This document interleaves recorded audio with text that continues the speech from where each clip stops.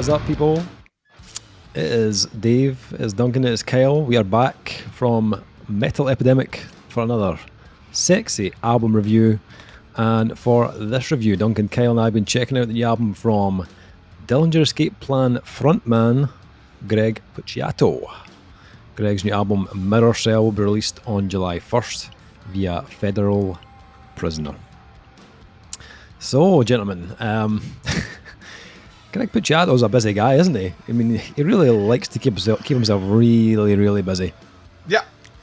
As well as playing in metal supergroup Killer Be Killed and the electronic-based group The Black Queen. In late 2020, mid-pandemic, he began releasing solo output at a dizzying pace. With the 15-song Child Soldier, Creator of God, followed only 2 months later with the live studio audio visual release Fuck Content. If that wasn't enough, Puciato also most recently collaborated with Alice in Chains' Jerry Cantrell on the legendary guitarist's 2021 album Brighton, as well as with the French synthwave all-star Carpenter Brut on the single Imaginary Fire. Greg said, I absorbed so much from Jerry over the last 2 years. I feel like being around him a lot and helping him with his record and learning his stuff ended up bleeding out of me through my own filter a little bit. Before I ever sang, I played guitar, and I feel like I just really got more into that again over the past few years. Incorporating more of that further removed my own ideas of what I was or wasn't.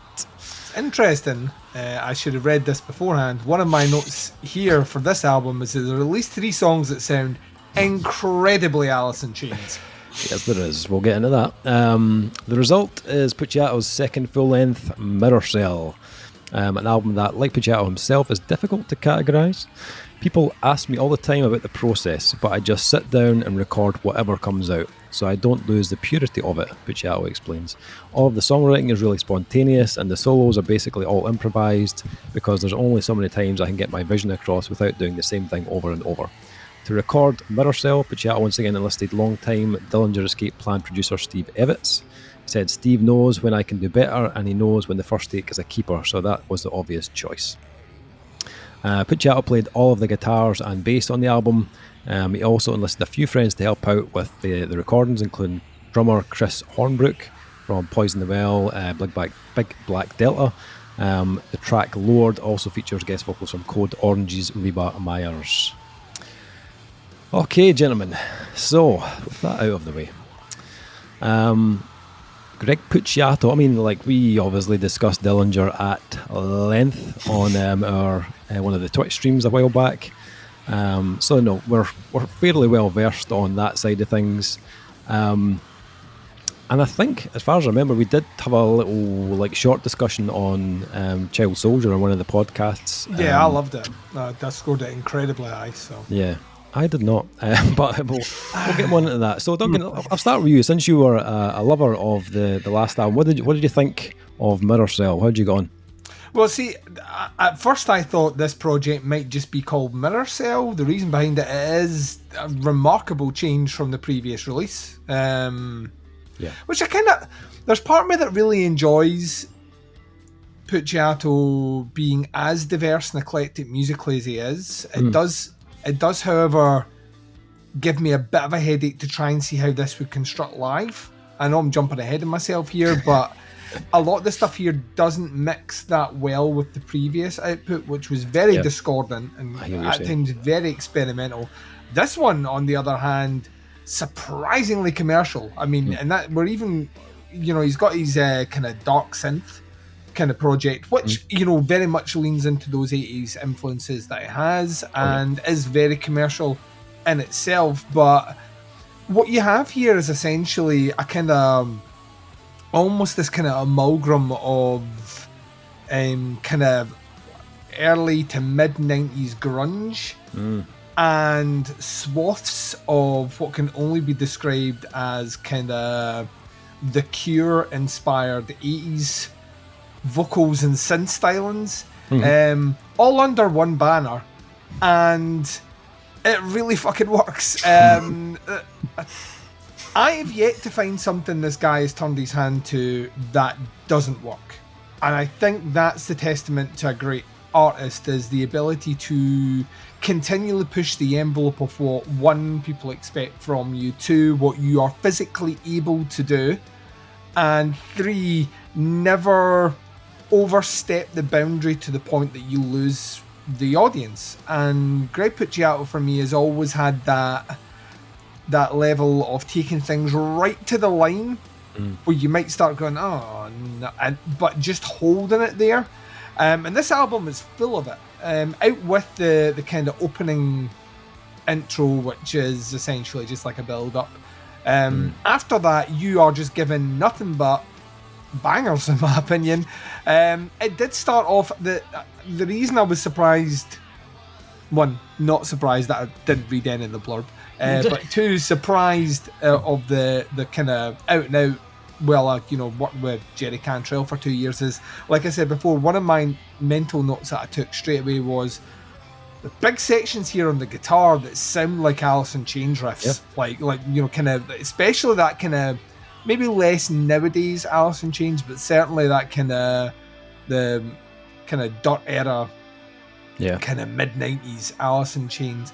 And vocally doesn't try and emulate it, which is good, because Puciato has, I was going to say, a very unique tone. He has a kind of more, if Trent Reznor was like really, really, really pissed off, as kind of what he has. He's a slightly higher cadence, but when he leans into those kind of cleaner 80s influences, it does evoke like the kind of early days of Nine Inch Nails as well, and it's difficult not to make that comparison vocally.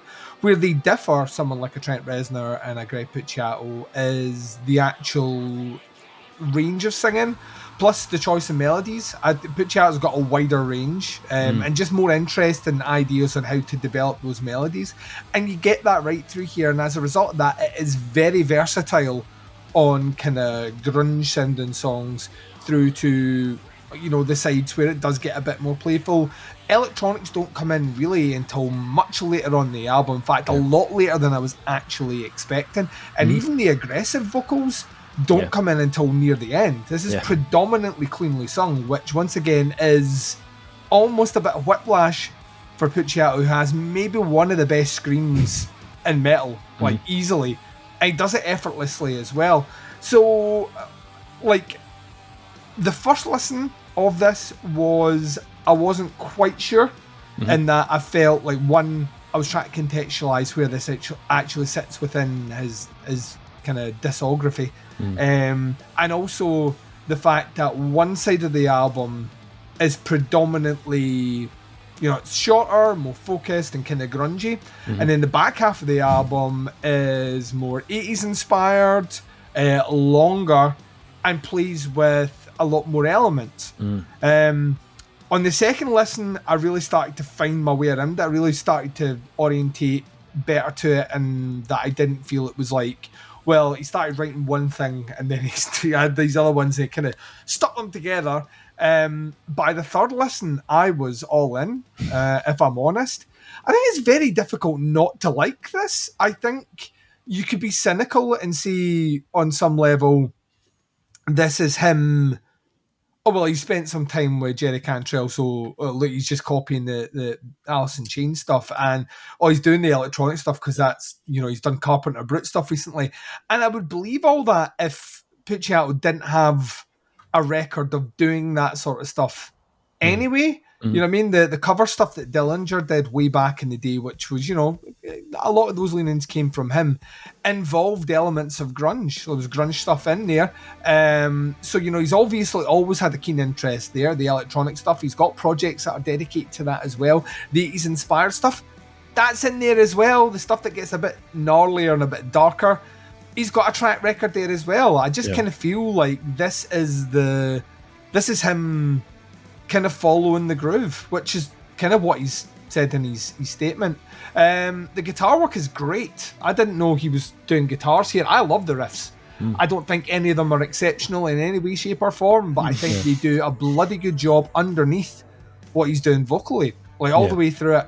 I think the production is mint Like, this is really, really good because where it gets a bit rocky and a bit grungy, production fits perfectly on it. When it goes more electronic and a bit more 80s, it's the same guitar tones and the same production that's utilised, but it transfers excellently over that. And then vocally, I think he's as good as he's ever been, in my opinion. And you get that through the kind of dynamics of the album, where it's something a bit more moody, like No More Lives to Go, through to, you know, like kind of 80s inspired tracks like High Eclipse and Rainbows Underground. He's kind of weaving things round. The thing that kind of put me on the back foot the first time I looked at the track listing was All Waves to Nothing, which is a ball hair of 9 minutes long, and I kind of like that. The testicle sack just tanked a little bit. I was like, I don't know if we need this.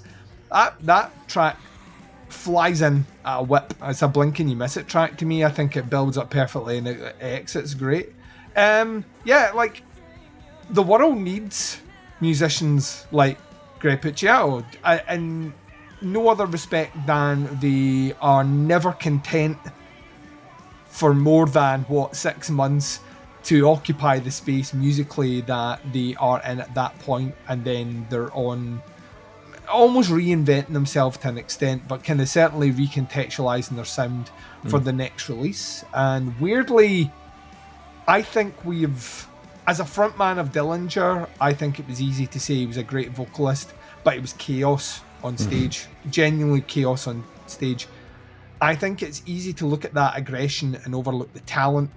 And I think all we've seen since Dillinger broke up is the talent, and the talent is of a really high caliber. I think this is, if you know, to me, it's probably on par with his previous release, but for completely different reasons. So I had a whale of a time with this one. I think it like just keep this guy going. I honestly, I've yet to hear something he's put his name to that I have disliked. His batting average with me, to use the American vernacular, is incredibly high, even though I don't know what a batting average is.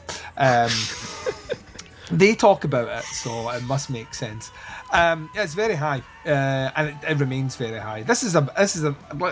The thing is, like we were talking about off air, you can't like pre-stream this anywhere except Bandcamp. And once again, I love that he could easily forgo that shit now, but there's part of me that kind of feels the fuck the system approach that he has to almost everything that he does is kind of amazing. And as a result of that, on whenever this drops, on the Friday of this week, when it drops, you're in for a treat if you've heard nothing from this, because it's a great fucking listen. So yeah, I'm once again a shill for Greg Puciato, and I don't care.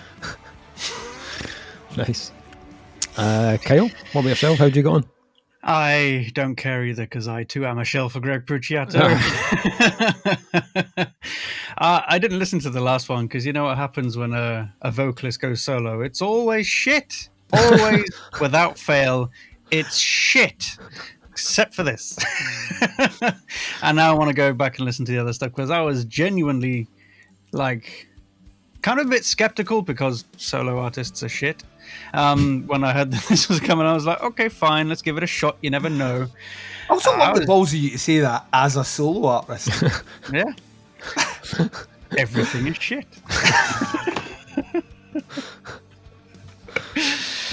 But no, this is surprisingly good. I had a surprisingly good time with this. I mean, obviously, there's the obvious influence from Jerry Cantrell and the whole Alice in Chains sort of thing going through it, and I really liked it. I didn't expect that at all, because obviously, having listened to his entire body of Dillinger work recently, I was expecting something a bit more, but it was not at all.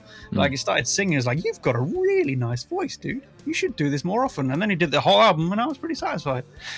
I did like how it started off kind of rocky and sort of grungy, and sort of went, like Duncan was mentioned, went through to more 80s stuff at the end. So it was sort of a journey in a way, as we like to say. Not used that word in a while. So so we're bringing back Journey. Not the band, the word, because fuck no. But yeah, I also agree with the production was just perfect all the way through. Just absolutely pristine. It's just, I mean, it doesn't sound like everything's perfectly segmented in their little boxes. Everything is mixed together really well and it has its place, but it's also playing with the other elements, and the guitar tones work both for the grungy stuff and for the electronic stuff. I don't know, it's a super varied album, but also cohesive. Like, it's not like you've got, here's the synthwave song and here's the grunge song. It's like everything does flow really well together. I love it. So good. I've got a feeling that if you reached up to the top shelf of vocalists and just sort of patted around and took it down, it'd be Greg. Because he can fucking do anything. He can sing clean and pretty and harmonize with himself and then do that screamy thing and then all kinds of Dillinger crazy. And he does it all so well. I'm like, okay, and then he's got the talent to put all these songs together as well. It's like, you're just on another level, aren't you? It's just nuts, this kind of stuff we're hearing from this. It's really, really, really good. And I was, like I said, I didn't hear the previous one, but if that one's a lot different to this, then I really it's a lot harsher. It's a lot harsher. See, that's what I was expecting, more harsh stuff like Dillinger, but really didn't get it, but I was not disappointed. So the only one of what I say is, like, the song We wasn't a huge fan, but I think it's just a personal thing. I was just like, this one not my thing. Well, not really not my thing, just not as good as the rest, in my opinion. So that's it. That's the only bad thing I have to say. Nice. And Dave? Yeah, I've always admired the guy. I think he is hugely talented. Obviously, we've listened to a lot of his stuff with Dillinger and all the other projects that he's been involved in. I didn't have a great time with that last album, as I mentioned. That doesn't surprise me, though. On one of our previous podcasts. You just said, obviously, with Dillinger, he was like chaos on stage. Well, this album was basically like chaos. It was like it's a very schizophrenic album. It's he played with distortion sounds and all the rest. It became, and I love that because I love industrial music. So, but I can understand if you're not really in to that sort of thing, it can be very abrasive and very off-putting, and not in a kind of, you don't like heavy things. It's just like, it's just like there was no, and at times there was no give up, and it was deliberately slow as well. At least with Dillinger, you got those flurries of it was anarchy, but it was also paced. Yeah, I didn't feel like that album was cohesive at all. It very much felt like, here's some industrial, and here's a more electronica track, and here's where we're going to be a little bit more kind of mathy on this track. It didn't really kind of meld together for me, or feel kind of linked up. I think come in here, Kyle. Parts of it worked individually. Like when you heard maybe a single here, and you thought, right, that's not too bad. But then when I heard it on the album, it just didn't work as a kind of whole piece for me. Mirrorcell couldn't be more different from that album. Show us your butt. Give us your butt, Dave. I'm going to give you a butt in a second. This album feels far more focused. It feels like an album. It feels like it hones in. It feels like it hones in on essentially one kind of style, and is far more consistent. The most consistent thing he's done solo-wise. Now, has working with guys like Jerry Cantrell played a part in this? 100%. Because there is clearly an influence here, grungy kind of Alice in Chains influence. You can hear it on No More Lives. It is grungy as fuck. But not only that, the composition of these tracks feels far better here as well. The tracks flow into one another. There's far more hooks on this release. That's something, I mean, he's always been good at that. But I loved the fact that this had variation. The last album had variation as well, but this just felt better together. We got as you say, we've got the 90s references on No More Lives to Go, but then you've got throwbacks to the 80s on Never Wanted That, with that big kind of lush guitar tone, the echoey lead work. Really beautifully written track. I think there was a little PDF came with lyrics. I was reading the lyrics there as I was listening to the album. His lyrical pacing is just so finely tuned. It's really, really well done. I was getting a little bits of Depeche Mode, especially I had the on Cure in the back of my head when I was listening to certain bits, and that genuinely gave me whiplash, because Depeche Mode makes sense because Nine Inch Nails are influenced by Depeche Mode, so that through line's there. The Cure, I would never.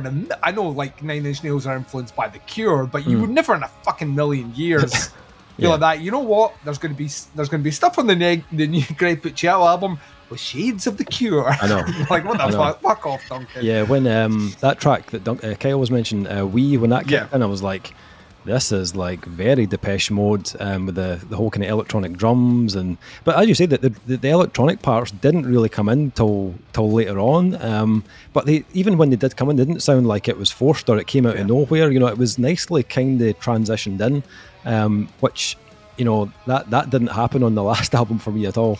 I think my highlight, or one of my highlights on this album, was Lord, which is it's a single. I mean, it's fucking great. Really good. Again, very 80s guitar licks, tons of atmosphere, but the dual vocals between Greg and Reba from Code Orange is just an absolute winning formula. Her voice is unreal. I think I was listening, I was like, she could 100% do like a shoegaze album or something like that, like easily. Yeah, easily, 100%. We're claiming that if she does, right? We come up with that idea first, right? But I thought her vocal against Greg's was perfect as well. Like the two different tones are really nice. It was, it's a very melodic track, but it's got this really kind of dreamy, kind of like post-punky, kind of shoegaze kind of feel to it as well. Occasionally she kind of increases that, like the aggression in her voice, I think, and that really helped give the track a bit more kind of fire as well, which I liked. Similar ideas on I Eclipse, which again starts off very, very atmospheric, very spacey. When I was listening, I was like, this is kind of like White Pony era Deftones, like the kind of idea that's going on there. But then it builds into a really cool crescendo with Greg getting a bit more kind of visceral. And then that last track, All Waves to Nothing, definite Nine Inch Nail vibes on there for sure. In a very good way, right? No comment. It's a bit shows his butt. The Child Soldier album, it did kind of fascinate because I'm always intrigued with stuff that he does, but unlike Child Soldier, when I finished this, I was like, I think I'd quite like to listen to that again. Like it kind of delivered what I knew he'd always been kind of capable of. Not only does he sound more confident in his kind of vocal ability, but he sounds more kind of assured as a songwriter and a lyricist. This album's got a lot of kind of nice light and shade. It's got a bit of emotion. It's catchy in places, and it has a selection of styles that all work together.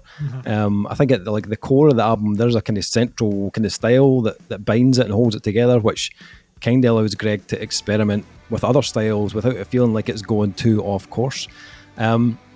Couple of tracks that I felt were a bit. They kind of just gonna like pass by unoffensively. The last couple of tracks for me were just kind of okay. The closing track, the one I just mentioned there, I don't know. I kind of hoped it would be more climactic, but it for me it just didn't really kind of hit what I was hoping it was going to hit. It doesn't ruin the journey, but it just, the last couple of tracks felt a little bit kind of underwhelming. But that aside, I still did enjoy it. But I've got a slight concern with the whole like Alice in Chains thing, and the fact that he spent a couple of years with him, and now his album is like influenced by Alice in Chains. I hope that's not like a running thing, that like he just starts to pick up on other influences, and then you hear it so like it's quite blatant in this album. Like you can hear that kind of 90s grunge thing going on. All in the guitar work, I would say. Like drum wise, vocally, it is not Alice in Chains at all, but the guitar is more than it doesn't help that Alice in Chains and grunge bands was very unique. Like they have a very, very, very distinctive sound, and as a result of that, when anyone does anything influenced by them, whether it's the vocal harmonies or the guitar work, it is like instantly like, oh well, that's Alice in Chains, you know, like so. Yeah, I don't know how you get around that either. Yeah, I mean, I know what you mean.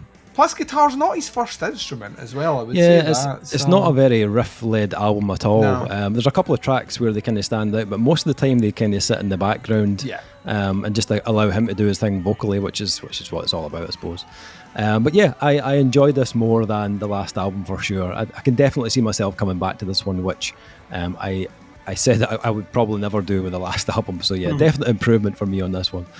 Okay, so scores for Mirrorcell. Duncan, what are you thinking? A 4.5. I think that's where I landed on the last album. Right. A more conscientious reviewer would have went back to confirm that, but you know what? Very much like Greg, I'm just going with the flow. So it's just flowing at me. So yeah, a 4.5. This is one that can't wait to have it in my iTunes. Yeah. I'm a shill for iTunes and Apple products, but I can't wait to have it in there so I can spin it without having to go through my emails and go to a streaming page, which is just a pain in the tits. But yeah, like there's so much, and there's But we so appreciate much. the stream. Thank you. Yes, thank you. Keep giving us streams. Actual like downloads are better, but I know that it's not always allowed. And I want to say there was an issue, wasn't there? I might be making this up. Did his previous album get leaked? That does ring a bell, actually. Bandcamp. Yeah. And that might be why it's on Bandcamp this time and not on any of the platforms. I want to say it was right a week, 2 weeks before. But yeah, to me, it's just as good, but going completely different direction. And I'm always left at the same way at the end of a Puciato album when I'm like that. Can't wait to hear what he does next. Like, honestly, I don't want to be constantly thinking about the next thing he's doing, but I know he himself is constantly thinking about the next thing he's doing, which is exciting. Yeah, for sure. Kyle? 4.5 from me as well. Ooh, nice. Pleasantly surprised. I really had no idea what to expect. So I thought I was getting one thing and I didn't, but I was not disappointed. I really enjoyed this. Cool. Nice. A lot. He's coming a 0.5 lower watch. I'll go 4 out of 5 for me. I think it's fairly consistent front to back. It doesn't have any bad moments on it for sure. I think there's some real standout tracks. I kind of liked that kind of like middle section of the album. I thought it was kind of strongest for me. The transitional part worked better for me on the really second listen. The first listen I was just like, whoa, we're doing. But by the second listen I was like, oh, that's what we're doing. All right. Yeah, I really enjoyed that. Right at the kind of tail end of the album, that's where it kind of dipped for me. But I think as a solo artist, I think, and we can hear it already, like he will get more consistent and more confident in each release, and the quality will throughout, it'll just become very like continual, I think, every time. This album is proof of that, and I 100% believe he has a 5-star album in him, 100%. Oh yeah. It's just a matter of time when he hits the balance of everything just right. For sure. I think he will be a serious contender for potentially album of the year. He's that good. Yeah. It's just there's always a bit of roughness that needs to be. And I don't think that's far away. I think we're an album or two away for that, to be honest. 4 out of 5 for me. This one drops on July 1st on his, I think it's his label with someone else, Federal Prisoner. Links below to the Facebook, to the Bandcamp, which is available just now. Check it out. Let us know what you think. There's some singles up as well. Check those out. Happy to hear your thoughts and opinions on it. That is the review. Thank you for checking it out. We'll be back with another review very soon, but until then, take care. Speak to you soon. Bye, everyone.